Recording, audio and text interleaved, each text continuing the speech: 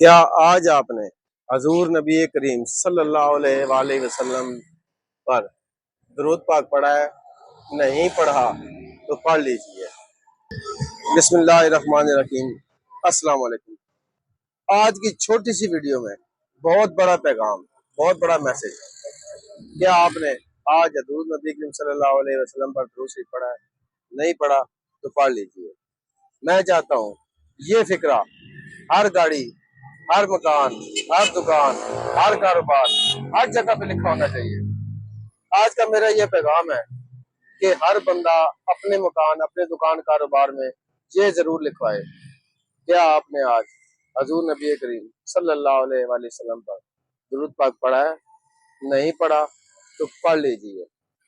मेरी इस वीडियो को शेयर करने के लिए मैं नहीं कहूँगा, अगर आप शेयर कर लेंगे तो कितने लोग अपनी दुकान कारोबार में ये फिक्रा लिखवाएंगे, कितने लोग पढ़ेंगे, ये आप बेहतर जानते हैं। और इसका अजर सवाब आपको क्या मिलेगा ये भी आप बेहतर जानते हैं। अस्सलाम वालेकुम।